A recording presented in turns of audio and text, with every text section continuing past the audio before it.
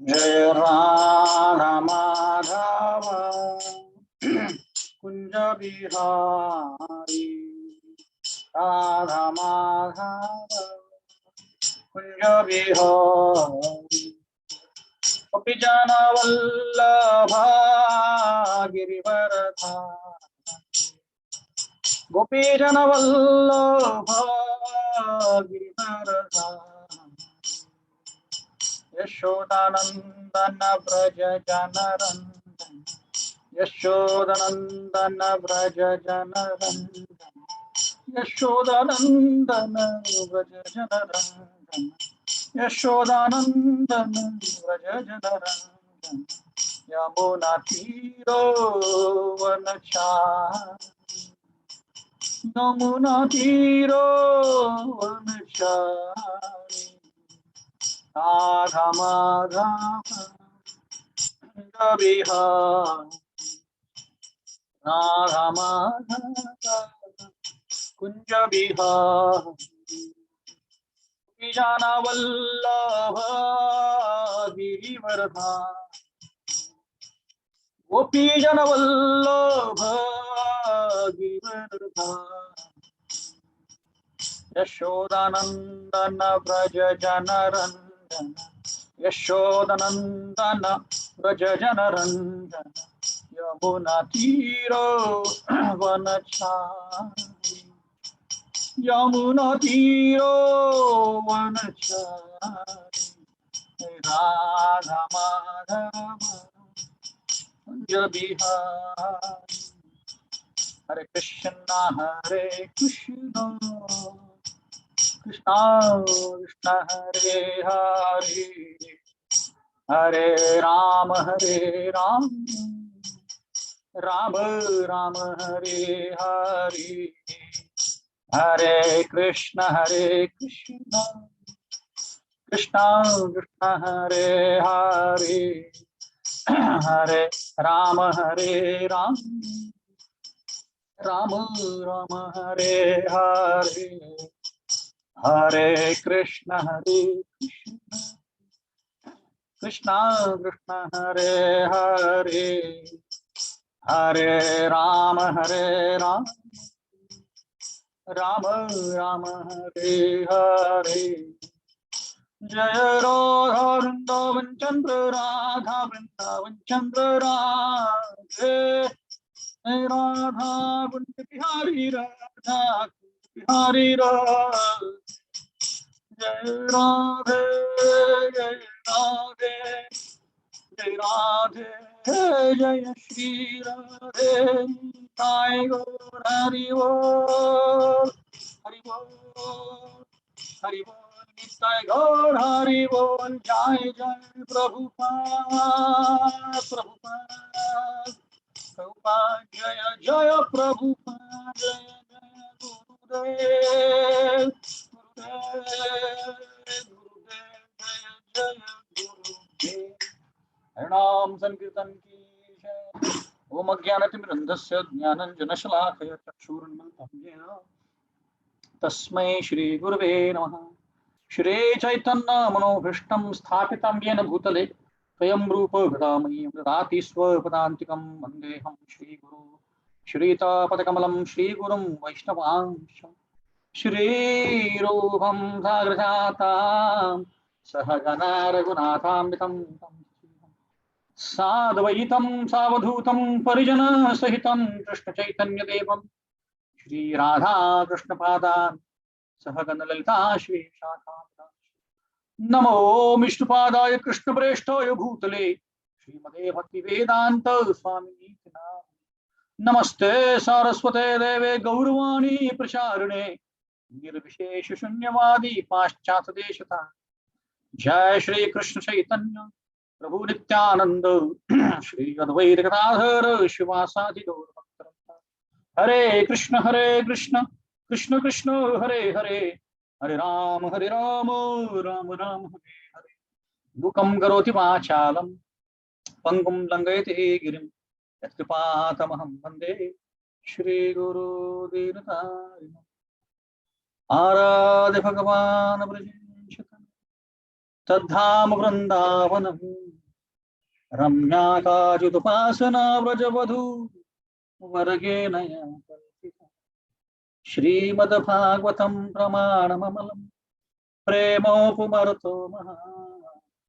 श्रीचैतन्य महाप्रभो मदमितं तत्रापिता मदेक बंधु मत संगी मद्गुरु मन्महाजन मन्निस्तारक मद्भाग्य मदानंद नमोस्तुते। नष्टप्रायेषु भद्रेषु नित्यं भागवत सेवया भगवती उत्तम श्लोके भक्तिर्भवति नैष्ठिकी। कृष्णाय वासुदेवाय देवकी नंदनाय च नंदगोपकुमाराय गोविंदाय नमो नमः।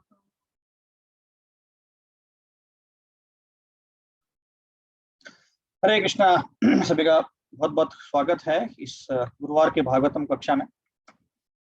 तो हम चर्चा कर रहे हैं पहले स्कंद के चौथे अध्याय से नारद मुनि का आगमन के बारे में। तो इस अध्याय में नारद मुनि आते हैं और व्यासदेव से मिलते हैं, इसका वर्णन है। अभी तक हम उस पर पहुंचा नहीं है।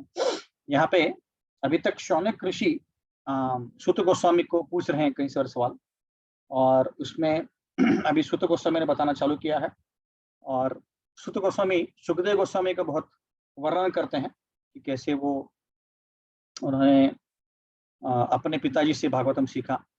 और यहाँ पे वर्णन कर रहे हैं, वो पूछ रहे हैं कि भाई ये व्यासदेव जी ने इस भागवतम का रचना क्यों किया, क्या कारण है उसका रचना करने का, तो इसके बारे में वो पूछ रहे हैं। तो अभी पिछली बार हमने चर्चा किया था कि वेदों का वर्णन कैसे किया गया है, वेद कैसे हैं, तो इसके बारे में हमने चर्चा किया था। उससे आगे हम बढ़ते हैं। तो अभी हम 19 से 24 श्लोक तक आज चर्चा करेंगे। तो मेरे पीछे पीछे दोहराइए। 5 श्लोक हम पढ़ेंगे 19 से 25 तक।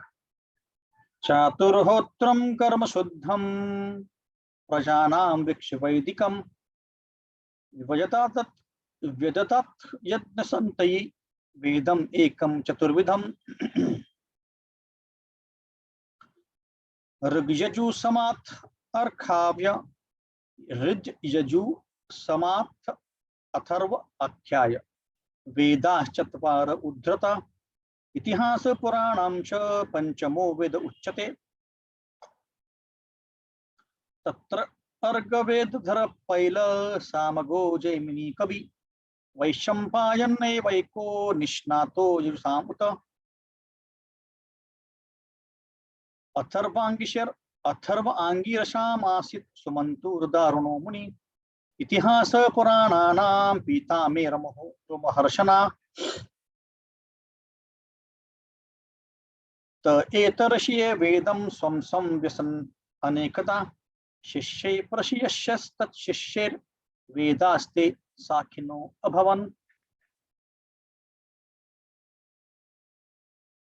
तेव वेदा दुर्मेधे धार्यन्ते पुरुषे यथा एवं चकार भगवान् व्यास कृपण वत्सल। स्त्री शूद्र द्विज बंधूनां त्रयीन श्रुति गोचरा कर्म श्रेयसी मूढ़ानां श्रेय एवं भवेदिह इति भारतमख्यानां कृपया मुनिना कृतम। तो हम लोग चर्चा कर रहे हैं कि इस अध्याय में अलग अलग चीजों का वर्णन हुआ है कि जैसे व्यासदेव जी भागवतम लिखने बैठे हैं, और वेदों का वर्णन किया है। अभी तक भागवतम लिखने नहीं बैठे हैं। तो हमने पिछली बार चर्चा किया था कि अलग अलग वेद कौन से हैं और 4 वेदों का विस्तार कैसे हुआ, और उसमें से श्रुति क्या होते हैं, स्मृति क्या होते हैं। स्मृति वो होते हैं जो, श्रुति जो होते हैं वो सुन के लिखी जाते हैं, स्मृति वो होते हैं जो याद करके लिखे जाते हैं। ऐसे कई सारे शास्त्र लिखे गए हैं। और तो उसमें हमने काफी जरूर चर्चा किया था। ये भी हमने चर्चा किया था कि जो वेद होते हैं उसमें भी 3 प्रकार के वेद होते हैं, 3 गुणों के अनुसार। जो व्यक्ति रजोगुण में होते हैं उनके लिए अलग अलग वेद हैं, जो तमोगुण में उनके लिए अलग है, और जो सत्वगुण में है उनके लिए अलग अलग वेद हैं। और खासकर पुराण जो है, पुराण में भी अलग अलग प्रकार हैं, जैसे विष्णु पुराण, ब्रह्म पुराण, शिव पुराण, ऐसे। तो इनके तीनों के भी अलग अलग पुराण हैं। जैसे विष्णु के विष्णु पुराण, भागवत पुराण, नारदीय पुराण, गरुड़ पुराण, पद्म पुराण और वराह पुराण है। ब्रह्म के ब्रह्म पुराण, ब्रह्मांड पुराण, ब्रह्म वैवरत पुराण, मार्कंड पुराण, भविष्य पुराण, वामन पुराण। और शिव जी के हैं वायु पुराण, लिंग पुराण, स्कंद, अग्नि, मत्स्य, कुमार और उप कुमार, और उसके भी 18 उपपुराण हैं। तो ऐसे बहुत सारे वेदों के अलग अलग अंग हैं जो हमने चर्चा किया था। तो आज हम 19 से आगे बढ़ते हैं।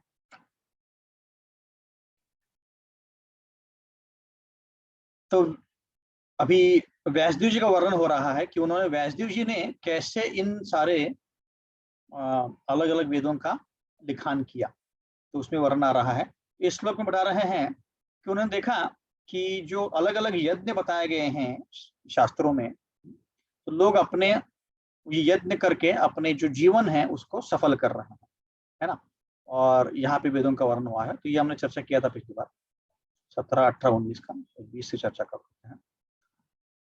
तो मूल स्वरूप में जो वेद थे उसको 4 भाग किए, और फिर उसके बाद पुराण जो लिखिए, जिसको 5वां वेद है या पंच वेद बोलते हैं, 5वां वेद बोलते हैं।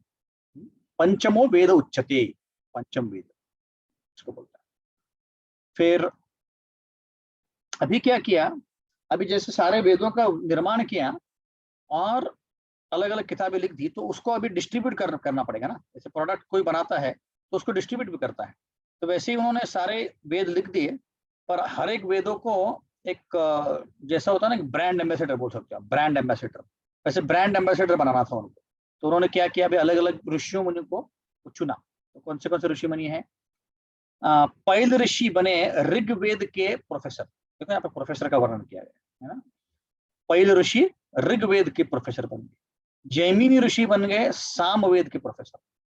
वैशंपायन बन गए यजुर के प्रोफेसर, क्योंकि उनको उसका प्रसार करना था। तो उन्होंने अलग अलग ऋषियों को यह ज्ञान दे दिया ताकि वो जाके प्रसार कर सके ऐसे। फिर सुमंत मुनि, अंगिरा मुनि, उनको दिया अथर्व का वेद। और फिर आखिरकार जो बचा वो रोमहर्षण, जो उनके पिता हैं, इसके सूत गोस्वामी के पिता हैं। सूत गोस्वामी के पिता को पुराण और इतिहास का कॉन्ट्रैक्ट दिया प्रचार करने। तो फिर इन अलग अलग प्रोफेसर्स ने, अलग अलग आचार्यों ने इस जो अलग अलग वेद थे उनका प्रसार किया ऐसे, है ना। तो फिर ताकि सब लोगों में ये ज्ञान बट सके, ये उनका खासकर कहना था ऐसे। ओके, तो अभी इस श्लोक में हम थोड़ा चर्चा करते हैं। तो एव वेदा दुर्मेधैर धार्यन्ते पुरुषैर यथा, एवं चकार भगवान व्यास कृपण वत्सल। यहाँ पे वर्णन आ रहा है। अभी प्रभुपाद इसमें बोलते हैं कि व्यासदेव जी ने इतने सारे श्लोक, इतने सारे वेद क्यों बोले, क्योंकि उनको पता था कि एक्चुअली जो मूल वेद हैं, जो 4 वेद हैं, उनको हम अगर पढ़ेंगे तो हम कुछ भी समझ नहीं पाएंगे। क्योंकि वेद ऐसे एब्स्ट्रैक्ट भाषा में उसको बोलते हैं, इसमें गूढ़ भाषाओं में लिखा हुआ है कि कोई भी सामान्य व्यक्ति को ये समझना बहुत मुश्किल है। कई लोग मुझे पूछते हैं कि नहीं हमें ओरिजिनल वेद दिखाओ। अरे वो दिखा भी देंगे बट आप समझ ही नहीं पाएंगे कि मूल स्वरूप में इतने, इसको हम टेक्निकल भाषा में एब्स्ट्रैक्ट लेवल पे बोलते हैं, इतना ऊपर लेवल पे बताया गया है, तो हम भगवत गीता ही नहीं समझ पाते, भागवत ही नहीं समझ पाते, तो वेद मूल स्वरूप में क्या समझ पाए। और एक्चुअली शास्त्रों में ऐसा वर्णन है कि कोई भी ब्राह्मण जो योग्य नहीं है, मतलब सॉरी योग्य है, क्या आप बोल सकते हैं कि जो क्वालिफाइड ब्राह्मण बोल सकते हैं, है ना, योग्य ब्राह्मण, वही इसको पढ़ सकता है, ऐसे शास्त्रों में वर्णन है। तो इसके कारण भी काफी अलग अलग प्रकार के तर्क वितर्क हुए कि भाई ऐसे कैसे सिर्फ ब्राह्मण ही पढ़ सकते हैं। तो एक साइड बोल रहा था कि जो मूल स्वरूप में जन्मजात ब्राह्मण है वही पढ़ सकते हैं, क्योंकि वही समझ सकते हैं। ये बेसिकली मोनोपोली थी। जैसे आप देखेंगे मंदिरों में भी अलग अलग होता है कि उनके पीढ़ी से चला हुआ मंदिर होता है, तो और किसी को घुसने नहीं देते कि हम ही चलाएंगे, है ना। वैसे ही वो बोलते हैं कि जो ब्राह्मण होता है मूल स्वरूप में वही वेद पढ़ेगा। तो ये एक एक्सट्रीमिज्म हो गया जो कि गलत है, क्योंकि शास्त्रों का कहना कुछ और है। और दूसरा एक्सट्रीमिज्म क्या है कि दूसरे लोग बोलते हैं, अभी खासकर अभी क्या हो गया कि सब इतना कास्टिज्म का प्रसार हुआ है कि अभी ऊंची कास्ट का होना एक तरह से दुर्भाग्य माना जा रहा है, क्योंकि ओबीसी के और बाकी कैटेगरी के लोग बढ़ गए हैं और वही सब कुछ चला रहे हैं। और जो पॉलिटिशियन है उनको कुछ लेना देना नहीं इन लोगों से, उनके सिर्फ वोट चाहिए, तो उसके नाम पे वो चला रहे हैं। तो एक साइड पे जो ब्राह्मण थे, जो जन्मजात ब्राह्मण है, वो बोल रहे कि हमारा हक है। दूसरे साइड जो जो शूद्र लोग हैं, अब तो आजकल तो कलयुग में सभी शूद्र हैं, पर जो ओबीसी कैटेगरी के हैं, ये जो जिनको हम लोअर कास्ट बोलते थे वेदों के अनुसार, वो लोग बोल रहे हैं कि हमारे ऊपर इनजस्टिस है, ये गलत हो रहा है, हमको भी पढ़ना चाहिए। तो ये दोनों साइड गलत है। एक्चुअली शास्त्रों का क्या कहना है कि जब वो बोल रहे हैं कि क्वालिफाइड ब्राह्मण मतलब क्या, कि ब्राह्मण जो खुद में सत्व गुण को समा के ब्राह्मणिकल गुण दिखाए, उसके बोलते ब्राह्मण।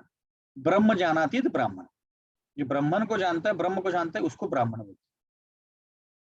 तो ऐसे ब्राह्मण को ही वेद समझ सकते। क्यों भाई, ऐसे क्यों है? तो उसका कारण यह है कि वेद, अब वेद जो है वो ब्रह्मा जी को भी कृष्ण भगवान ने समझाए। ब्रह्मा जी को भी कृष्ण भगवान ने समझाया। तो ब्रह्मा जी जैसे बहुत उच्च व्यक्तिमत्व वाले जो व्यक्ति हैं, जो सारे ब्रह्मांड में, एक ब्रह्मांड में सबसे जो बुद्धिमान व्यक्ति ब्रह्मा जी है, वो उनको अगर खुद से वेद पढ़ के समझ नहीं आएगा, वो कृष्ण भगवान बता रहे हैं, तो हमारी तो क्या गति। इसलिए शास्त्र बोलते हैं कि तुम्हें वेद पढ़ने के लिए सत्वगुण में आना पड़ेगा। तो ब्राह्मण कहने का मतलब ये नहीं कि जन्मजात ब्राह्मण, नहीं, कर्म से ब्राह्मण। कर्म से ब्राह्मण, क्योंकि जब सत्वगुण में व्यक्ति आता है तो वो अध्यात्म ज्यादा अच्छे से समझ पाता है। इसीलिए हम जोर देते हैं कि रजोगुण और तमोगुण को हमें कम करना है, क्योंकि इस गुण में हमें लाभ नहीं होता है अध्यात्म करने के। क्योंकि सत्वगुण सबसे अच्छा गुण है या मोड है जिसके ऊपर हम जाके भक्ति कर सकते हैं। और ऐसे व्यक्ति ही, इसलिए भगवान बोलते हैं नमो ब्रह्मण देवाय गो ब्रह्मण हिताय जगत हिताय कृष्णाय गोविंदाय नमः। उनको ब्राह्मण और गो का गाय अच्छे क्यों लगते हैं? गाय तो इसलिए क्योंकि वो भी सत्वगुण में एक्चुअली, और वो सबके लिए अच्छा काम करती है। दूसरा कि जो ब्राह्मण होते हैं वो सत्वगुणी होते हैं, और इसीलिए वो उनको अच्छे लगते हैं, क्योंकि सत्वगुणी व्यक्ति ही एक ऐसा व्यक्ति है जो भक्ति करने के लिए क्वालिफाइड हो सकता है। रजोगुण और तमोगुण में भक्ति करना बहुत मुश्किल है। आज ही मैं सुबह के क्लास में चर्चा कर रहा था, भक्ति भी 3 गुणों में की जाती है, रजोगुणी भक्ति, तमोगुणी भक्ति और सत्वगुणी भक्ति। और चौथी भक्ति है शुद्ध सत्व भक्ति, मतलब प्योर डिवोशनल सर्विस, अन्याभिलषत शून्यम ज्ञान कर्मादि अनावृतम अनुकूल्येन कृष्णानुशीलनम भक्ति, वो शुद्ध भक्ति। पर कहीं हम जैसे लोग जो भक्ति कर रहे हैं वो थोड़ा रजोगुण में, थोड़ा तमोगुण में, थोड़ा सत्वगुण में कर रहे हैं, तो उसके भी साइड इफेक्ट्स हैं। तो इसीलिए यहाँ पे वर्णन किया जा रहा है कि भाई तुम पहले सत्वगुण में आओ, तभी तुम शास्त्र समझ सकते हो। इसलिए जो वर्णन किया जाता है कि नहीं, एक्चुअली ब्राह्मणों का ही हक है या ओबीसी वालों का भी हक नहीं। जैसे बीच में साउथ इंडिया मंदिर में हुआ था कि स्त्रियों को क्यों तुम मंदिर में छोड़ते नहीं, या अलग अलग प्रकार के लोगों को नहीं छोड़ते। तो ऐसे ये वादंग उठता है क्योंकि दोनों साइड ही गलत आ रहा है। एक साइड बोल रहा है कि हम जन्मजात ब्राह्मण ऐसे करेंगे, दूसरा बोल रहा है कि नहीं, हमारे ऊपर अन्याय हो रहा है। तो एक्चुअली कहने का तात्पर्य, क्योंकि अभी ऐसे बहुत सारे लोग बोलते अरे हमें भगवत गीता पढ़ना चलेगा क्या, हमने पढ़ा तो, या कुछ बोलते कि नहीं तुमने भगवत गीता, कुछ लोगों ने पढ़ना चाहिए। तो ये सारे जो है, ये कथित चीजें जो है, ये इसमें कोई दम नहीं है। क्योंकि भगवत गीता पढ़ने के लिए, शास्त्र पढ़ने के लिए हमें सत्वगुण में आना है, ये क्वालिफिकेशन। क्वालिफिकेशन ये नहीं कि मैंने जन्म से ब्राह्मण होना चाहिए या मैंने सबको ही ओपन कर देना चाहिए। सबको तो ओपन कर देंगे, समझ किसको आएगा, ये बहुत महत्वपूर्ण है। हाँ? क्योंकि जो लोग रजोगुण और तमोगुण में होते हैं वो भगवत गीता या शास्त्रों को समझ नहीं पाते। इसीलिए प्रभुपाद ने ऐसा हमारे प्रोग्राम दिया हुआ है कि सुबह उठ के जपा करो, सुबह उठ के आरती करो, भगवत गीता पढ़ो, क्लास अटेंड करो, और शाम को सोने के पहले क्लास अटेंड करो, भगवत गीता पढ़ो। इससे हमारा जो सत्वगुण है वो जागरूक होता है, और रजोगुण और तमोगुण कम हो जाता है। सुबह जल्दी उठो, रात को जल्दी सो, है ना। सात्विक प्रसाद दो, इसलिए कांदा लहसुन मत खाओ, क्योंकि उसमें वो रजोगुण और तमोगुण नहीं, हमारे ऑलरेडी रजोगुण तमोगुण ज्यादा है, और खाएंगे तो और बढ़ जाएगा। तो इसलिए प्रभुपाद ने ये हमारे लिए प्रोग्राम दिया हुआ है जिससे हमारा सत्वगुण बढ़े, क्योंकि जितना भक्ति करेंगे उतना सत्वगुण बढ़ेगा, जितना सत्वगुण होगा उतना अच्छे से भक्ति करता है, ये समझने वाली बात है। तो यहाँ पे अभी एक्चुअली क्या हो रहा है कि कास्टिज्म के नाम पे पूरा पॉलिटिक्स हो रहा है। जो पहले उच्च जाति के लोग थे जन्म से, उन्होंने नीचे वाली जाति के लोगों को दबा दिया, उनको बिल्कुल भी ऊपर नहीं आने देना था, उनको कोई नदी में पानी नहीं पीने देते थे, कुएं में पानी नहीं पीने देते थे, मंदिर में आने नहीं देते थे। ये भी एक्सट्रीमिज्म हो गया, ऐसा भी नहीं करना चाहिए। और अभी उल्टा हो रहा है कि ऊंचे वाले लोगों को वो नीचे वाले दबा रहे हैं, क्योंकि उनका अभी नंबर्स बढ़ गए हैं। तो ऐसे ये दोनों, और ये पॉलिटिशियन जो है वो अपने अपने फायदे के लिए उसका उपयोग कर रहे हैं, किसी को किसी के लेना देना नहीं। अब आप देखेंगे तो उत्तर प्रदेश में जो चल रहा है या कर्नाटक में जो चल रहा है, ये सब पॉलिटिक्स का काम है, इसमें कोई किसी को रस नहीं है एक्चुअली। देखा तो सिर्फ पॉलिटिक्स लोगों को अपना दिखाना है कि पर मैं देखो कितना कर रहा हूँ लोगों को। तो एक्चुअली वर्णाश्रम अब अगर आप देखेंगे तो चारों आश्रम को या चारों वर्णों को उतना ही इंपॉर्टेंस दिया था। तो जब युधिष्ठिर महाराज ने राजसूय यज्ञ किया तो उन्होंने सारे जमाती के लोगों को बुलाया, ब्राह्मण, क्षत्रिय, वैश्य, शूद्र। शूद्र के हेड आए थे, वैश्य के हेड आए थे, क्योंकि ये सही माने में एक्चुअली एक सर्वधर्म संभाव है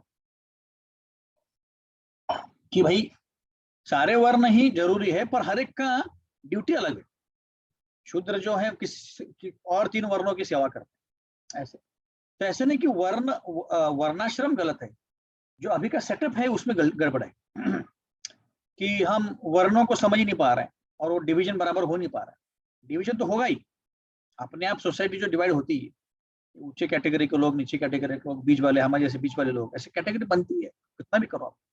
पर जो मूल स्वरूप में भगवान ने बनाया है, चातुर्वर्णम गया मना मया सृष्टम गुण विकर्म भागश, भगवान बोलते हैं कि 4 वर्णों का और 4 आश्रम का मैंने निर्माण किया है। वो जरूरी है, क्योंकि जो ब्राह्मण होते हैं उनका क्वालिटी होता है कि वो, जैसे हमने पिछली भगवद गीता क्लास में चर्चा किया था कि एक जो सत्वगुणी व्यक्ति क्या होता है, उसके अलग कौन से गुण होते हैं। तो हमने चर्चा किया था कि सुख संगात बदनति, वो सुखी रहता है। सुखी रहता है मतलब कि वो शांत रहता है, पीसफुल होता है। इसका मतलब है मटेरियल लाइफ में भी वो सुखी है, उसको अध्यात्म में नहीं है तो भी सुखी होता है। तो कोई पूछ सकते भाई ऐसे कैसे? तो अगर सत्वगुणी व्यक्ति सुखी है इस दुनिया में, तो आप तो बोलते कि सुख है नहीं। तो उसका उत्तर यह है कि सत्वगुणी व्यक्ति सुखी है क्योंकि वो कोई पाप नहीं करता है। सत्वगुण में है क्योंकि वो कोई भी रूल्स ब्रेक नहीं करता, पाप नहीं करता, इसीलिए वो सुखी रहता है। और हम जो लोग दुखी होते हैं वो दुखी इसलिए होते हैं क्योंकि पाप करते हैं। तो ये बहुत जानना जरूरी है। तो सत्वगुणी व्यक्ति कोई अध्यात्म के लेवल पे जाके सुखी नहीं है, वो मटेरियल प्लेटफॉर्म भी सुखी है, भौतिक प्लेटफॉर्म भी सुखी है, पर वो क्या कर रहा है? भक्ति नहीं कर रहा है। भक्ति कर भी सकता है पर जरूरी नहीं कि भक्ति करे। तो ये उसका प्लेटफॉर्म है सत्वगुणी व्यक्ति का, और उसको ज्ञान होता है कि क्या सही है क्या गलत, इसलिए वो पाप नहीं कर रहा। तमोगुण और रजोगुण वाले व्यक्ति को ज्ञान ही नहीं है कि क्या सही है क्या गलत, इसलिए पाप कर रहा है।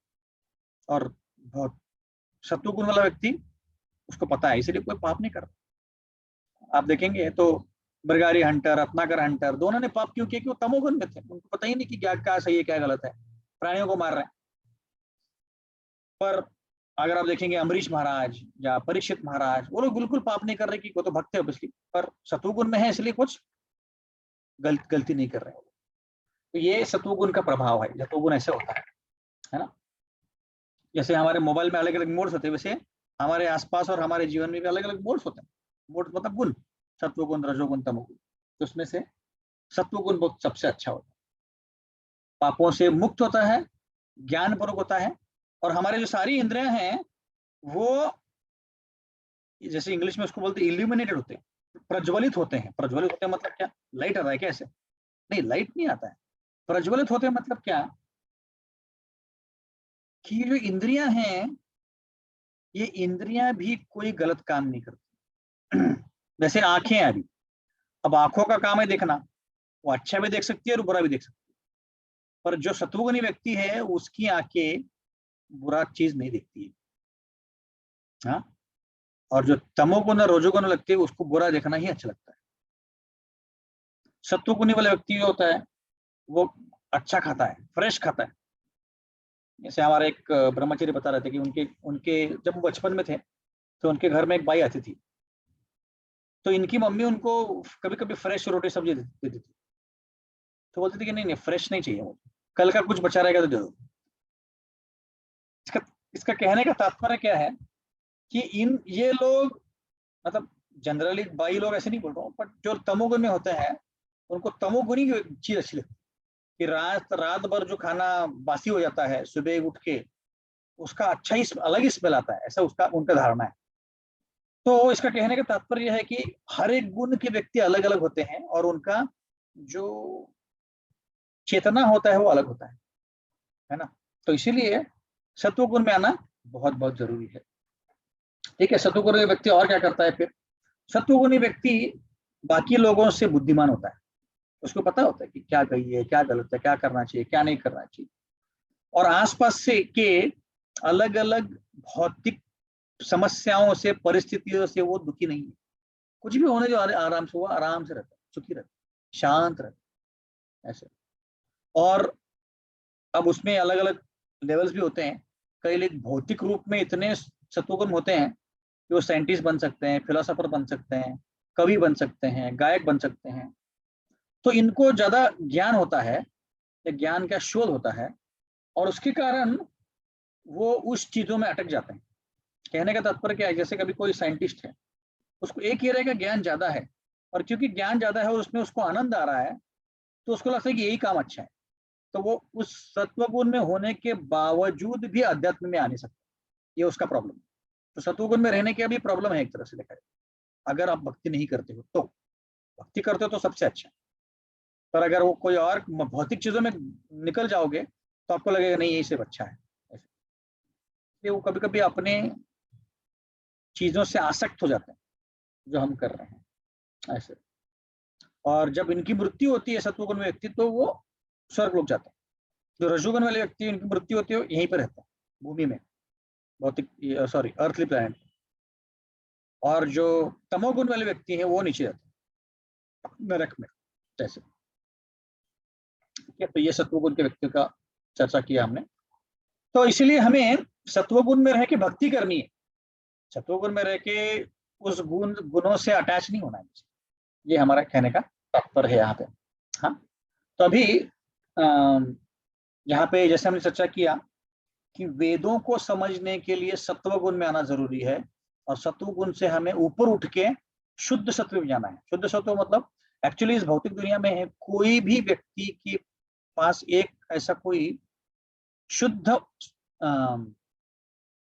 गुण नहीं है। मतलब कोई भी ऐसा नहीं है जो सिर्फ शुद्ध सत्व में है, कोई भी ऐसा नहीं है सिर्फ रजोगुण में है, कोई भी ऐसा नहीं है जो सिर्फ तमोगुण में है। तीनों का मिक्सचर है हमारे पास। तो इसीलिए हमें शुद्ध सत्व में आना है। शुद्ध सत्व मतलब वासुदेव स्टेज बोलते हैं, जहां पे कोई भी गुणों का मिश्रण नहीं है, सिर्फ प्योर गुडनेस बोलते हैं उसको, जिसमें सिर्फ भगवान और हमारे साथ कनेक्शन है, बाकी कुछ नहीं है उसमें, मिक्सचर नहीं है। मतलब कोई भौतिक चीजों की आसक्ति नहीं, अन्याभिलाषिता शून्यम ज्ञान कर्मा अनुकूल्येन कृष्णानुशीलनम भक्ति। तो सतुगुण जो था सतयुग में सबसे ज्यादा था, सारे लोग सतुगुण में थे। त्रेता और द्वापर में कम हो गया, और अभी कलयुग में तो लगभग जीरो ही है, सतुगुण बहुत कम। जैसे मैं कई बार बताता था कि हमारे सामने एक पहले हमारे नेबर रहते थे, अभी नहीं हो, और चले गए। तो उनका एक व्यक्ति था, उसमें से वो व्यक्ति रात को 12 बजे आता था, 12 बजे प्रसाद लेता था, प्रसाद नहीं खाना ही खाता था, और फिर सो के 2 बजे सो के दोपहर में 12 बजे उठता था। तो बेसिकली जो हम सत्व गुण का फायदा उठाने की बात करते पूरी तरह से वो तमोगुण में था। अब सोचो कोई व्यक्ति अगर सुबह 2 बजे उठ सो के रात दोपहर में 12 बजे उठेगा, तो उसका चेतना क्या है? पूरा पूरा तमोगुण में चेतना है। ये इसीलिए सत्वगुण डेवलप करना बहुत जरूरी है। तो सत्वगुण में क्या क्या करना चाहिए? हमने सुबह उठना चाहिए, जल्दी जल्दी सोना चाहिए, सत्वगुणी चीजें खानी चाहिए जिससे ज्यादा रजोगुण तमोगुण बढ़ता नहीं। रजोगुण तमोगुण बढ़ाने वाली चीजें मतलब ज्यादा उग्र चीजें, ज्यादा खट्टा, ज्यादा मीठा, ज्यादा तेज खाना, अम्बट, जस्ता अम्बट, तो ऐसी चीजें नहीं खानी चाहिए जिससे हमारा रजो और तमो बढ़ जाए। तो सत्वगुण में लगते हैं तो शांत पीसफुल रहता है, वो आनंद रहता है। तो ये हमें डेवलप करना चाहिए ऐसा। ठीक है, तो आगे बढ़ते हैं। तो अभी व्यासदेव जी को पता था कि ऐसे लोग आने वाले हैं कलयुग में, तो उन्होंने क्या किया, उन्होंने सोचा कि अभी ये लोग कैसे समझ पाएंगे, क्योंकि सब लोग सत्वगुण में नहीं है, तो कैसे इन वेदों को समझ पाएंगे। तो वो चिंतित हो गए। तो उन्होंने क्या किया, ऐसे कुछ पुराणों का और वर्णन किया जो सब लोग समझ पाएंगे। और ऐसे करते करते महाभारत का खोज हुआ या महाभारत का निर्माण हुआ। तो अगला श्लोक में जैसे बताते हैं, स्त्री शूद्र द्विजा बंधु नाम त्री न श्रुति गोचरा कर्म श्रेयसी मुधा नाम श्रेय एवं भविष्य। बोल रहे हैं कि दया के खातिर व्यासदेव जी ने सोचा कि सबका कल्याण करना चाहिए, इसलिए मैं महाभारत लिखता हूँ जो सबको समझ में आएगा। स्त्रियों को समझ में आएगा, फिर जो शूद्र हैं और द्विज बंधु हैं इनको समझ में आएगा। तो अभी पहले देखते हैं कि द्विज बंधु क्या होता है। अभी कोई भी व्यक्ति अगर ब्राह्मण फैमिली में या क्षत्रिय फैमिली में जन्म हुआ या वैश्य फैमिली में जन्म हुआ और वो ब्राह्मण क्षत्रिय और वैश्य के गुणों को हासिल करता है, हाँ, तो उसको बोलते हैं द्विज। द्विज बोलते हैं उसको। द्विज मतलब दो बार उसका जन्म हुआ है। दो बार जन्म हुआ मतलब क्या, कि जब भी कोई बच्चे का जन्म होता है तो उसके उसके साथ एक संस्कार किया जाता है। उसके पहले भी संस्कार किया जाता है, उसको बोलते हैं गर्भधाम संस्कार। गर्भधान संस्कार में तो अगर किसी का गर्भधान संस्कार हुआ है और उसके बाद फिर दीक्षा होती है गुरु से, तो ये दो बार उसका क्या हो गया, जन्म हुआ, इसलिए उसको द्विज बोलते हैं। द्विज मतलब ट्वाइस बॉर्न बोलते हैं इंग्लिश में। इसका मतलब है कि ये प्यूरिफिक्टरी प्रोसेस है। संस्कार जो होते हैं, संस्कार क्या होते हैं, संस्कार मतलब ऐसे रिचुअल्स होते हैं जिससे जो भी हम कार्य कर रहे हैं वो शुद्ध हो जाता है। तो ऐसे 16 प्रकार के संस्कार। हाँ, तो आपको ये विकिपीडिया से कुछ मैंने देखा था, यही शेयर करता हूँ, इजी हो जाएगा देखने के लिए। तो 16 प्रकार के संस्कार होते हैं जो किए जाते हैं। ठीक है, इसको मैं थोड़ा बड़ा कर देता हूँ। तो पहला होता है गर्भधान संस्कार। तो गर्भधान संस्कार क्या होता है? गर्भधान संस्कार ये होता है कि हमें अगर बच्चा भी पैदा करना है तो बच्चा पैदा करने के विचार अगर आपने कर लिया तो उस विचार करने के बाद और एक्चुअली बच्चा पैदा करना पहले के पहले आपने ये संस्कार करना चाहिए। उसको बोलते हैं गर्भधान संस्कार। उसमें एक प्रोसेस होता है, अलग अलग प्रोसेस होता है। और इस्कॉन में ऐसा करते हैं कि इस्कॉन में आपको अगर अभी माता पिता बनना है तो आपको बोला जाता है कि आप 50 राउंड्स करो। जैसे हम 16 माला करते हैं, एक दिन आप 50 माला करो, भागवतम पढ़ो, भगवदगीता पढ़ो, कथा सुनो, पूरा दिन भर वही करना है और फिर एक साथ आके प्रयत्न करो। तो ये गर्भधान संस्कार का मूल उद्देश्य क्या है? गर्भधान संस्कार का मूल उद्देश्य यह है कि जो बच्चा पैदा हो रहा है उसको एक तो हमें ऐसा बच्चा हो जो अच्छा भक्त हो, वो हमारे घर पे आए। दूसरा, जो भी हम कार्य कर रहे हैं जिससे बच्चा पैदा होने वाला है उससे शुद्धता बढ़े। इसका मतलब है कि वो शुद्ध हो जाए। संस्कार करते हैं मतलब उस कार्य को हम शुद्ध करते हैं। तो इसको बोलते हैं गर्भधान। तो जब अभी लोग क्या करते हैं कि जब कोई प्रेग्नेंट होता है, जैसे मेरे ऑफिस के फ्रेंड थी, उसने बोला कि आनंद मैं प्रेग्नेंट हूँ, तो मैं मुझे कहने क्या करना चाहिए? मैंने बोला भगवदगीता पढ़ो तुम, और गर्भधान के लिए एक ये होता है, क्या बोलते हैं उसको, गर्भस्तुति होता है, उसको पढ़ो। और अलग अलग प्रकार के ये शास्त्रों के ये पढ़ते हैं। तो हमारे इसमें भागवतम भी पढ़ते हैं, पूरा भागवतम, ताकि जो बच्चा पेट में है उसको इस आध्यात्मिक ध्वनि से उसकी शुद्धता हो जाए। ये उसका हेतु होता है। पर एक्चुअली शास्त्र बोलते हैं बच्चा पेट में आने के पहले ही तुम ये सारे संस्कार करो, क्योंकि फिर उससे क्या होगा, अच्छा बच्चा पेट में जाए। अभी उदाहरण आता है शास्त्रों में कि दिति और कश्यप जो थे, दिति को एक ऐसा बेटा चाहिए था जो इंद्र को मारे, क्योंकि वो दिख रही थी कि इंद्र बहुत मेरे बेटों को मार रहा है। तो उसने क्या किया, कश्यप के पास गई और उसने बोला कि मुझे एक बेटा चाहिए। और ये शाम का समय था, 6:30 से बीच, 6 और 7 के बीच, जब संध्या सूर्यास्त होने वाला होता है तब का समय। ये अच्छा समय नहीं होता कोई भी बच्चा पैदा करने के लिए। तो उसने बोला कि नहीं, मुझे बच्चा पैदा करना है। तो कश्यप मुनि ने बोला कि देखो भाई, ये समय अच्छा नहीं है, अगर हम अभी एक साथ में एंजॉय करेंगे तो हम आप तुम्हारे पेट में भूत प्रेत आ जाएंगे, ऐसे बोला। तो दीति की दिमाग में इतना घुस गया था, उसने बोला कि नहीं, मुझे कुछ सुनना ही नहीं, मुझे बच्चा चाहिए, मतलब चाहिए। तो वो दोनों का मिलन होता है, और जैसे ही होता है, अब ऐसे बोला जाता है कि उस समय शिव जी घूम रहे होते हैं अपने भूत पिशाचों को लेके, क्योंकि उनको भूत और पिशाचों को कहीं योनि में डालना है ना, तो उनको लेके घूमते होते। तो ऐसा कोई व्यक्ति है जो शाम के समय अगर ऐसा कोई कार्य करता है तो उसके पेट में भगवान डाले। तो उस समय जुड़वा बच्चों को डाला गया दिति के पेट में, और वहां से फिर हिरण्यकश्यप और हिरण्याक्ष का जन्म हुआ। तो फिर दिति बहुत रोती है कि अरे मैंने गलती कर दी वगैरह। तो कश्यप बोलते कि देखो तुम्हारी गलती हो गई, भी पर इतना अच्छा है कि तुम्हारे ये दोनों बच्चे भगवान विष्णु के हाथ से मारे जाएंगे। तो ये एक्चुअली महत्व है गर्भधारण का, कौन सा समय है। और जैसे मैंने बताया कि मन एकदम शुद्ध करके, सारा चित्त शुद्ध करके अगर वो काम करेंगे तो अच्छे बच्चे पैदा होंगे। जैसे मैंने एक बीच में उदाहरण देखा था कि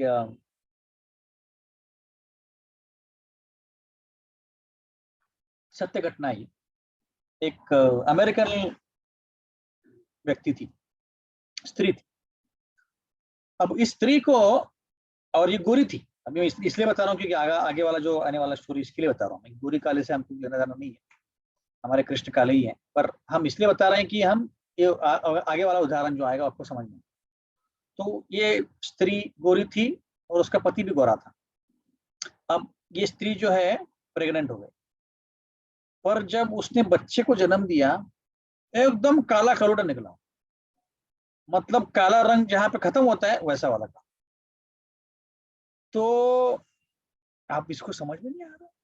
अब पति एकदम आशंका से देख रहा है कि भाई ये क्या है, क्या गड़बड़, तूने कहा अपना मुंह काला किया, ऐसे सोच रहा है।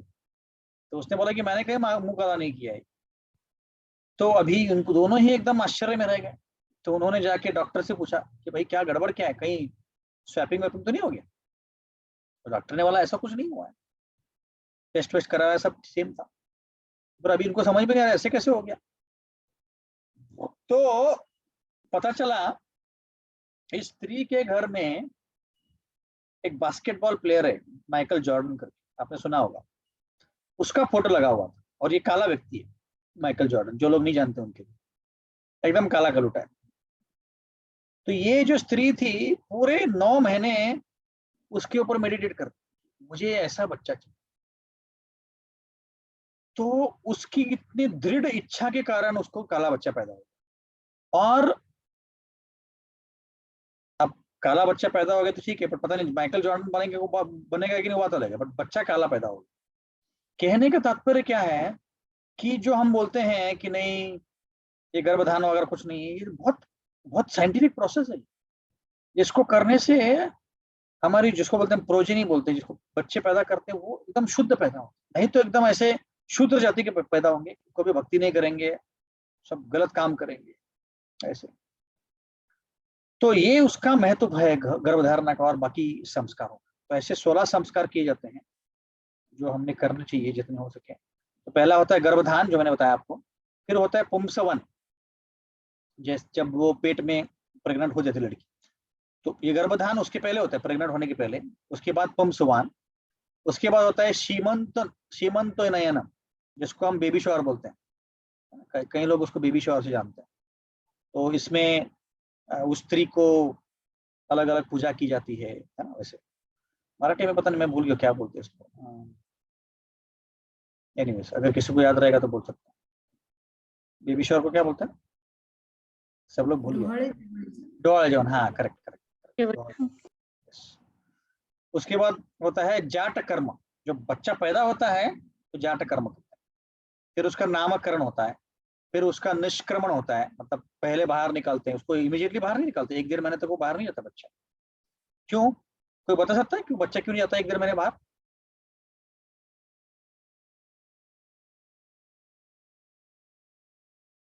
क्योंकि इस 1-1.5 महीने में वो बच्चा बहुत अभी नाजुक होता है, एक पहली की बात। दूसरी बात क्या है, आप अगर देखेंगे तो कोई भी अगर ऐसा व्यक्ति आएगा घर पे जिसकी नजर लगेगी तो बच्चा एक्चुअली बीमार पड़ता है। आपने देखा होगा बच्चों को, छोटे छोटे बच्चों को बीमार पड़ते हैं। क्यों?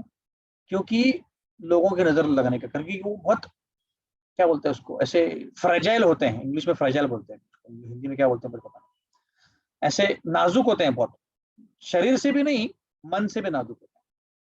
तो कोई भी उनके ऊपर, जादू नहीं बोल सकते उसको, बट इन्फ्लुएंस कर सकता है, और जिसके कारण वो बीमार हो जाता है।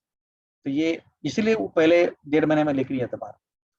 फिर पहले उसको प्रसाद खिलाते हैं, उसको बोलते हैं अन्नप्राशन, है ना। फिर चूड़ाकरण, मतलब पहले बाल काटते हैं। फिर कर्णवेद, कानों में बाली डालते हैं।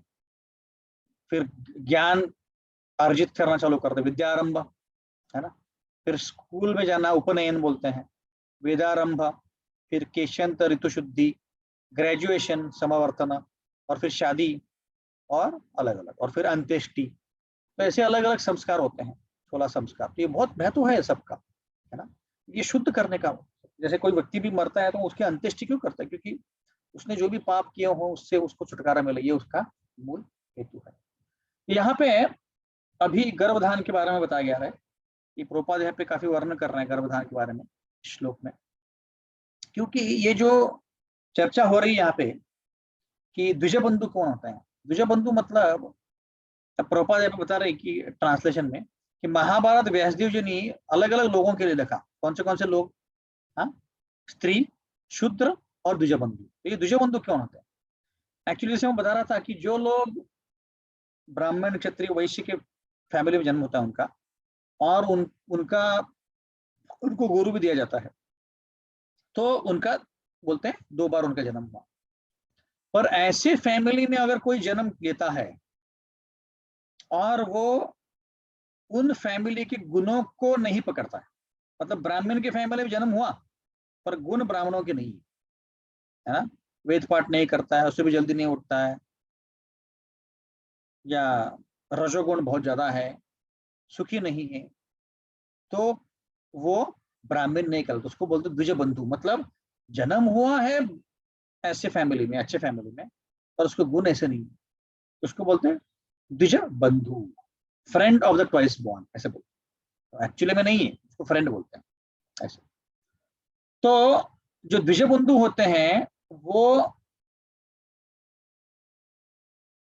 जो नॉर्मल, जिसको हम बोलते हैं बंधु, है ना, जिसको बोलते हैं कि 2 बार जिनका जन्म हुआ है, उतने बुद्धिमान नहीं होते उनके लिए। बुद्धिमान नहीं मतलब आध्यात्मिक की तरफ से, है ना।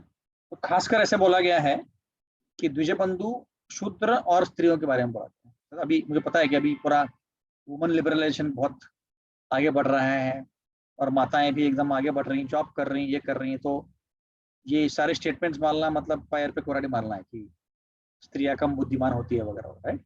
और अगर देखेंगे प्रोपल भी अगर पर्पट में लिखते हैं तो ऐसे क्यों लिखते हैं? क्योंकि एक्चुअली अब अगर आप उसको साइकोफिजिकल नेचर बोलते हैं, साइकोफिजिकल नेचर मतलब कि हिंदी में मुझे पता नहीं क्या बोलेंगे उसको, पर उसकी जो मन की और परिस्थिति, घटना बनना, मतलब बेसिकली हमारा जो नेचर बोल सकते हैं, एक सिंपल भाषा में लैंग्वेज बोल तो हमारा नेचर। हाँ, तो एक्चुअली प्रभुपाद बोलते हैं कि जन्म जाए थे शूद्र, मतलब क्या? कलो शूद्र संभव, मतलब क्या कलयुग में शूद्र ही आते हैं सब, जन्म सबका शूद्र ही होता है, क्योंकि इस कलयुग का नेचर ही ऐसा है। तो प्रभुपाद बोलते हैं कि जन्म जाए थे शूद्र, मतलब जन्म से अलग सब शूद्र होते हैं, पर जब हमें जाट कर्म या अलग अलग कर्म करते तो फिर व्यक्ति वो शुद्ध बन जाता है। तो अभी इसमें प्रभुपाद भी इसमें लिख रहे हैं कि महाभारत व्यासदेव जी ने ऐसे लोगों के लिए लिखा है जो अध्यात्म को समझ नहीं पाएंगे। क्योंकि मैं जैसे बता रहा था कि वेदों को समझने के लिए सत्वगुण में जाना पड़ता है, उसको थोड़ा बुद्धि होना पड़ता है। तो प्रभुपाद ऐसे क्यों लिख रहे हैं कि स्त्री कम बुद्धि वाली होती है, शूद्र कम बुद्धि वाले होते हैं ऐसे, या द्विजबंधु? तो एक्चुअली प्रभुपाद बहुत डीप जाके साइकोफिजिकल नेचर को ऑब्जर्व कर रहे हैं। तो ये कम बुद्धि मतलब मटेरियल इंटेलिजेंस की बात नहीं कर रहे हैं। ऐसा देखा जाए तो कितनी सारी माताएं एक्चुअली अलग अलग पोस्ट में हैं। एक पेप्सी की सीईओ थी, अभी एक वाइस प्रेसिडेंट यूएस की माता है, या हमारी फाइनेंस मिनिस्टर माता है, इंदिरा गांधी प्राइम मिनिस्टर थी। ऐसे कई बड़े बड़े लेडीज या स्त्रियां थी जिन्होंने, जिनको बुद्धि थी। तो कहने का ये तात्पर्य नहीं कि उनको बुद्धि नहीं है। कहने के प्रभुपाद का ये तात्पर्य है कि एक्चुअली जो स्त्रियां होती हैं वो फिलॉसफी से इतने अटैच नहीं होती, वो इतना फिलॉसफी समझना नहीं चाहती। वो एक्चुअली ऐसा बोलते हैं कि जो पुरुष होता है वो आंखों से वीक होता है और स्त्री होती है वो कान से वीक होती है। मतलब क्या? ऐसा नहीं कि उसको पुरुष को कम दिखता है और स्त्री को कम कम सुनाई देता है, ऐसा नहीं है। तात्पर्य यह है कि जो स्त्री होती है उसको अगर कोई मीठा मोटा भाषा करे ना, तो वो उसको बहला फुसला के लोग कुछ भी करा सकते हैं। ये उसका कहने का तात्पर्य। ये साइकोफिजिकल नेचर होता है, किसी की गलती नहीं है। ये ऐसे ही जड़न घड़न बोलते हैं ना उसको, वैसे ही बना हुआ है। और जो पुरुष होता है उसकी आंखें बहुत खराब होती है, मतलब वो गलत चीजें देख सकता है। उसका कान इतना खराब नहीं होता, कोई भी मीठा बोले तो चक्कर में नहीं पड़ता है, बट स्त्रियां पड़ जाती। तो ये एक उसका कारण। दूसरा, गाय और स्त्री अपने बच्चों से, गाय अपने बच्चों से और अपनी ये स्त्री भी अपने बच्चों से बहुत प्रेम करती है। तो उसका इमोशनल अटैचमेंट होता है इन चीजों से। और स्त्रियों का खासकर अपने घर के लिए बहुत अटैचमेंट होता है, बहुत। ये मेरा घर है, ये मेरा सोफा, ये मेरा टीवी, ये मेरा किचन है, बहुत अटैचमेंट होता है। मुझे इतना पता है कि कोई स्त्री अगर किसी को एक छोटा सा स्पून भी दे दे तो वो 6 महीने के बाद जाके उसको बोलेगी, वो मैंने स्पून दिया था ना लास्ट टाइम हम लोग हल्दी कुंकू के लिए आए थे, वो है क्या आपके पास? और वो भी बोलेगा हाँ हाँ मैंने रखा है, बाजू में रखा है वो। तो उसको पक्का याद होता है। बाकी वो जब करना भूल जाएगी, बट वो स्पून नहीं भूलेगी। क्योंकि ये साइकोफिजिकल नेचर है उनका। अब जो पुरुष होते हैं ये सब भूल जाते हैं, उनको पता ही नहीं होता। जैसे अभी मैंने, ये जो मैं आज शर्ट पहन रहा हूँ है ना, मैं आज आज निकल रहा था, मेरी वाइफ बोल रही थी कि यही हमने 2015 में मायापुर में लिया था। अब मुझे याद ही नहीं है। अब मायापुर में लिया था मुझे इतना याद था, बट 15 में लिया था याद ही नहीं मुझे। मैंने बोला लिया था कभी तो पहन लिया, अभी खराब भी हो जाएगा, उसको फिर देखेंगे। उसको याद है। फिर स्त्रियों को याद होता है कि पहली बार हम कहाँ मिले थे, क्या क्या गपशप मारे हमने। पुरुषों को पूछे बोले कि कहाँ मिले थे, कैसे मिले थे, कुछ याद नहीं होता। तो ये डिफरेंस है। तो ये प्रभुपाद बोल रहे हैं कि एक्चुअली जो स्त्रियां होती है अपने फैमिली से बहुत अटैच होती है। जैसे हमारे घर में अभी मेरी वाइफ आसपास नहीं, तो इसलिए मैं बोल सकता हूँ, बोलने की जरूरत कर सकता हूँ। तो जब भी हमारे जो हॉल में सोफा है उसके ऊपर कोई बैठता है या कोई चीजें रख देता है तो उसको पसंद नहीं बिल्कुल। जब पेपर रखे या कोई भी कपड़े जाके रखे, बच्चों को खासकर बहुत गालियां पड़ती है। सोफे के ऊपर बैठ के कोई भी दूध नहीं पीने, क्योंकि उस पर अगर गिर गया तो, क्योंकि अटैचमेंट बहुत है ना सोफे के लिए। अब हमारे घर में फ्रिज है, जो जब हमारी शादी हुई थी तब का फ्रिज है। अब बच्चे भी बोल रहे हैं मम्मा अभी फ्रिज पुराना हो गया, बेच दो उसको, नया फ्रिज। नहीं, बहुत पुराना फ्रिज है। तो अटैचमेंट बहुत होती है चीजों से। ऐसा नहीं कि मैं भी अटैच नहीं हूँ, मैं भी बहुत सारी चीजों से अटैच हूँ, बट जनरली स्त्रियां अपने घर की, अभी कई बार मेरी वाइफ मुझे पूछती है कि ये वाला इयररिंग बताओ कब लिया था। कब लिया था मतलब क्या लिया था हमें याद नहीं होता भाई ऐसी सब चीजें, बस स्त्रियों को याद होती है, क्योंकि वो लोग उनसे अटैच होती है। तो इसीलिए प्रभुपाद यहाँ पे बोल रहे हैं कि स्त्रियां भक्ति में इस एक चीज के कारण आगे नहीं बढ़ पाएंगी। ठीक है, अपने घर से, बच्चों से, पति से, अपने घर की चीजों से अटैच होती है, उनको वो छोड़ के जाना बहुत मुश्किल होता है। तो इसीलिए प्रभुपाद ऐसे बोल रहे हैं। इसलिए एक्चुअली देखा है तो कोई भी सत्संग, जैसे हमारा भी सत्संग है, इसमें अगर हम देखेंगे तो 90% तो स्त्रियां हैं इसमें, है ना। तो वैसे देखा है तो स्त्रियों को बहुत इंटरेस्ट होता है, पर उनको फिलोसफी में इंटरेस्ट नहीं होता है, तत्वों में इंटरेस्ट नहीं होता है। उनको अच्छा लगता है कि स्टोरी बताओ, हमको कुछ स्टोरी बचाओ तो हम सुनेंगे, ये फिलोसफी मत बताओ। या चिंत्य भेदा भेद तत्व, और कहीं कहीं फिलोसफी बोलोगी प्रभु जी हम सो जाएंगे। उससे अच्छा कोई स्टोरी बताओ। ये फर्क होता है। इसीलिए प्रभुपाद बता रहे हैं कि एक्चुअली महाभारत का निर्माण व्यासदेव जी ने इसलिए किया ताकि स्त्रियां, शूद्र और द्विजबंधु उनका जो रजो और तमो में है वो समझ सके। तो खासकर महाभारत का वर्णन इसलिए किया था वैसे, और आगे जाके चैप्टर में बताएंगे कि उसमें उन्होंने गलती क्यों की। क्योंकि वो सोच रहे थे कि मैं महाभारत लिखूंगा, उसमें कथाएं लिखूंगा। और आप देखेंगे तो आप कृष्ण धर्मा का महाभारत पढ़ सकते हैं, वो ऑनलाइन भी अवेलेबल है। जो वेदाबेस डेटाबेस है ना, डेटाबेस पोर्टल, एकदम नॉवेल फॉर्म में उसको आप पढ़ सकते हो। तो एंड टू एंड पूरा अच्छा लिखा है। तो उसमें एकदम स्टोरी है, मतलब मैं आपको गारंटी देता हूँ कि आपने महाभारत पढ़ना चालू कर दिया तो बाकी सब भूल जाओगे। तो उसको नीचे नहीं रखोगे बुक, इतना इंटरेस्टिंग है कृष्ण धर्मा ने लिखा है। और हमें महाभारत पता है फिर भी, क्योंकि इतना डिटेल में लिखा है ना उसमें, तो वो उनको पसंद आता है। तो इसलिए आप अगर देखेंगे जो पहले पुराने जमाने में जब महाभारत सीरियल चलती थी या रामायण सीरियल चलती थी, पूरे रास्ते खाली होते थे। आपको यकीन नहीं होगा कई लोगों को, पर जो आजकल के बच्चे उनको यकीन नहीं होगा, बट तब की बात है। दो ही समय, रविवार के दिन 9 बजे जब महाभारत या रामायण चलता था, रास्ते पे आपको एक व्यक्ति नहीं मिलेगा, और घर के चूल्हे बंद रहेंगे तो, क्योंकि सारी स्त्रियां आके टीवी के सामने बैठे रहेंगे। तो इसीलिए वो महाभारत और रामायण की रचना की गई है कि भाई वो स्टोरी के फॉर्म में कुछ तो सुने और धीरे धीरे उनकी प्रगति। तो मूल उद्देश्य महाभारत का ये था कि वेदों का जो सार है, वेदेश सर्वे रहमे विवेद्यो, उसको स्टोरी के द्वारा दिया जाए। फिर बाद में जब ये सब कुछ बना दिया, तब व्यासदेव जी को समझ में आएगा कुछ तो गड़बड़ करते हैं। तो आगे जाके वर्णन आएगा कि नारद मुनि आते हैं और बोलते कि क्या किया तुमने, तुमको देना था वेद और दे दिया तुमने कथाएं। और पहले सारे सेक्शन जो है सारे कर्म कांड के ऊपर है। सत्यनारायण पूजा करोगे तो तुमको ये मिलेगा, ये वाली पूजा करोगे तो ये मिलेगा, ये वाली पूजा करोगे तो ये मिलेगा, ये लिखा होगा। तो लोग क्या करेंगे, वही करेंगे, तो भक्ति करेंगे नहीं कभी। तो वो सोचते थे कि जब महाभारत पढ़ेंगे और बीच में फिर भीष्म पर्व में आपका भगवदगीता आएगा, तो लोग भगवदगीता पढ़ेंगे और सुधर जाएंगे, ऐसे वैष्णव जी का मानना था। और ऐसे हुआ नहीं, और इसीलिए फिर आके नारद मुनि उनको डांटते हैं, तुमने बहुत बड़ी गलती की। तो अगला जो पूरा अध्याय है उसी के ऊपर है कि नारद मुनि आके कैसे डांटते हैं और बताते हैं कि तुमने कितनी बड़ी गलती कर दी।